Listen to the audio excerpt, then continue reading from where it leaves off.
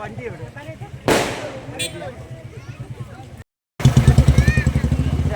നല്ല ഡാഡി വൈരം കുറവാണ്.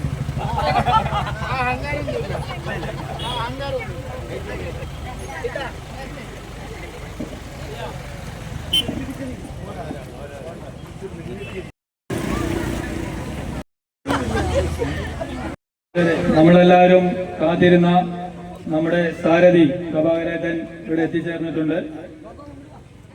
വോട്ട് പ്രതിക്കുന്നതിന് വേണ്ടി പ്രഭാകരേട്ടനെ ക്ഷണിക്കുകയാണ്. 9-ാം തീയതിയാണ്, ഇന്നത്ര 3 ഇന്നത്തെ കഴിഞ്ഞു. ഇനി 5 ദിവസം മാത്രമാണ് തെരഞ്ഞെടുപ്പിനുള്ളത്. എല്ലാ വോട്ടർമാരെയും നേരിൽ കണ്ട് വോട്ടഭ്യർത്ഥിക്കണമെന്ന ഒരു വല്ലാത്ത ആഗ്രഹം എനിക്കുണ്ടായിരുന്നു. പക്ഷേ ഇത്രയും ചുരുങ്ങിയ കാലയളവിൽ ഒരു തെരഞ്ഞെടുപ്പ് കേരള സംസ്ഥാനത്തെ സംബന്ധിച്ചിടത്തോളം നടത്തുന്നത് ആദ്യമായിട്ടാണ്. ഞാൻ മറ്റു കാര്യങ്ങളിലേക്കൊന്നും കടക്കുന്നില്ല. ചെറിയ 1-2 കാര്യങ്ങൾ. ഇപ്പോൾ പെൻഷൻ നമ്മുടെ ഗവൺമെൻറ് വരുന്ന കാലത്ത് കൃത്യമായി കൊടുക്കും, UDF വരുമ്പോൾ അത് മുടക്കും.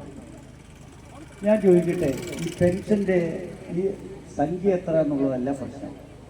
വയസ്സായ അമ്മമാർക്കും അച്ഛന്മാർക്കും അവരുടെ വാർദ്ധക്യകാലത്ത് കൃത്യമായിട്ട് ഒരു സംഖ്യ അവർക്ക് പെൻഷൻ കിട്ടിയാൽ അവർക്ക് ജീവിതത്തിലുള്ള ഒരു ആത്മവിശ്വാസവും കരുത്തും ചെറുതാണ്. അപ്പോൾ ഈ പാവപ്പെട്ടവരെ സംരക്ഷിക്കുക എന്നൊരു നിലപാടിൻ്റെ ഭാഗമായിട്ടാണ് കേരള ജനസംഖ്യയിൽ 1/3 വരുന്ന 62,77,000 ആൾക്കാർക്ക് ഈ 2000 രൂപ വെച്ച് പെൻഷൻ കൊടുക്കുന്നു. അതിപ്പോൾ കൂട്ടുമെന്ന് പ്രഖ്യാപിച്ചിട്ടുണ്ട്. ഞാൻ ചോദിക്കട്ടെ, ഇപ്പോൾ ഈ കേരളത്തിൻ്റെ വിഷുവിൻ്റെയും കൂടി ചേർത്തിട്ട് 2 മാസത്തെ 4000 രൂപ അവരുടെ കയ്യിൽ കിട്ടുക. ആരും ശ്രദ്ധിക്കപ്പെട്ടില്ലെങ്കിലും സഹായിച്ചില്ലെങ്കിലും എനിക്ക് സ്വന്തമായി ജീവിക്കാമെന്നുള്ളൊരു കരുത്ത് വന്നാൽ അവർ 10 വർഷം കൂടി വീണ്ടും ജീവിക്കും.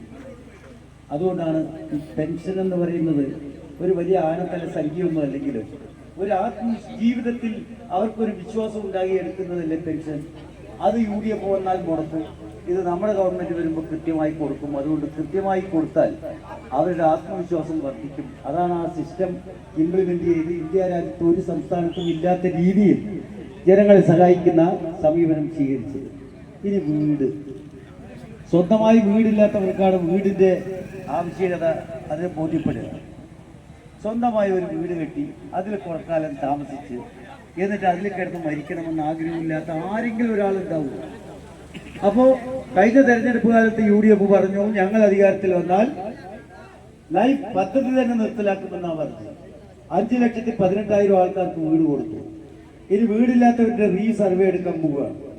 അത് വീടില്ലാത്തവർക്ക് കൂടി വീട് കിട്ടണമെന്ന് അവരുടെ ജീവിത സ്വപ്നം യാഥാർത്ഥ്യമാകണമെങ്കിൽ ഇടതുപക്ഷ ഗവൺമെൻറ് വീണ്ടും വരണം. അതാണ് വസ്തുത. മറ്റൊന്നും, ചരിത്രത്തിൽ ആദ്യമായിട്ടാണ് തുടർ ഭരണം നമുക്ക് കിട്ടുന്നത്. ഒരിക്കലും നടക്കില്ലെന്ന് കരുതിയിട്ടുള്ള ഒട്ടനവധി വികസന പ്രവർത്തനങ്ങൾ നടപ്പാക്കാൻ കഴിഞ്ഞതിൻ്റെ ഒന്നാണ് ഈ സമയത്ത് ഈ ലൈറ്റ് കത്തുന്നത്. മറ്റത് 12 മണിക്കൂർ വരെ പവർ കട്ടാണ്. ഇപ്പോൾ പവർ കട്ട് പറയുന്ന ഒരു സാധനമില്ല. എന്താ കാരണം? കോട്ടയത്ത് പാല വരെ റബ്ബർ ഇതുള്ളത് വരെ കൂടംകുളത്തിൻ്റെ ലൈന് വന്നു. അവർ പറഞ്ഞു ഞങ്ങൾ സമ്മതിക്കില്ല. നമ്മുടെ ഗവൺമെൻറ് വന്നു, ആ സ്ഥലം കാര്യമായി പണം കൊടുത്ത് അത് ഏറ്റെടുത്ത് ലൈന് വലിച്ചു, പവർ ലൈന്. അങ്ങനെയാണ് നമുക്ക് ഇപ്പോൾ കറണ്ട് മുഴുവൻ സമയം കിട്ടിക്കൊണ്ടിരിക്കുന്നത്. അപ്പോൾ പവർ കട്ടില്ലാത്ത കേരളം. അന്ന് ഉമ്മൻചാണ്ടിൻ്റെ കാലത്ത് സ്കൂൾ എന്തായിരുന്നു? സ്കൂളാകെ നഷ്ടത്തിലാണ്. കാരണം സ്വകാര്യ വിദ്യാഭ്യാസ കച്ചവടക്കാർക്ക് വേണ്ടി സ്കൂൾ അടച്ചുപൂട്ടാൻ തീരുമാനിച്ചതാണ്.